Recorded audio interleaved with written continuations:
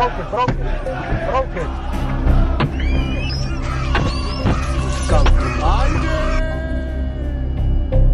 reason why Israeli clubs and fans have not been banned from European competitions is basically because there's a two-tier system where the Zionists and Israelis can get away with anything in the West.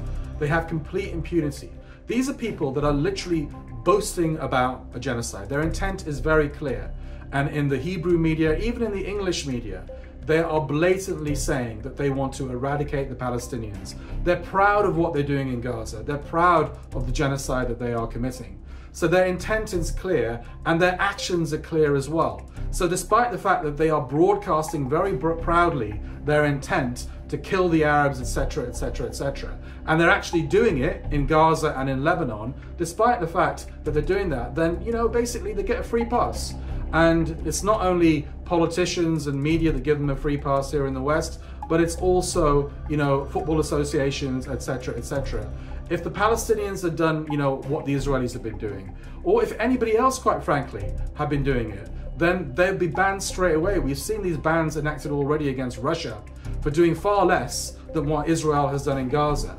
Yet Israel and Zionists get a free pass every single time because Palestine and Israel especially is a blind spot for the West. For some reason, they are backing this genocidal state and ignoring all the atrocities, blatant atrocities that they're committing. Yeah, I think anti-Semitism is basically a blatant form of weaponization against those who criticize Israel.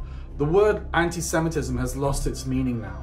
No one takes it seriously because it's been weaponized by such an extent by Zionists and pro-Israeli fanatics. They call anybody who does anything against Israel or criticizes Israel, they just call them anti-Semites. They've even called the entire United Nations anti-Semitic. It's absolutely ridiculous.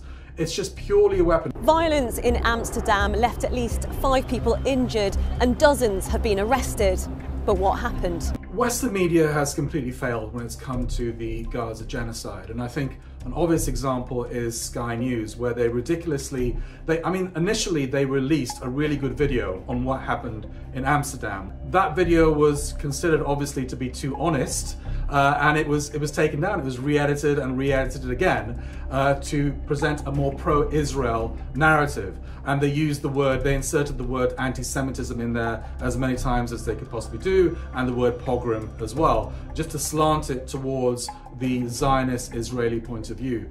Western media is completely bought and paid for by international Zionism, as far as I'm concerned. They come from countries which are colonialist countries, imperialistic countries, that have developed a profound sense of anti-Arabism, anti-Islam, Islamophobia over the years.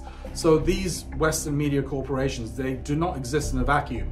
They exist in a context, and that context is countries riven by anti-Arab hatred and anti-Muslim hatred. And if you understand it in those terms, then you can understand why ridiculous situations happen like this, where Sky News blatantly change a truthful report and make it into an untruthful report, and then they just don't make any comment on the matter whatsoever. They hope that it goes away. But of course it's our job to make sure that it doesn't go away and these hypocrisies and injustices are highlighted.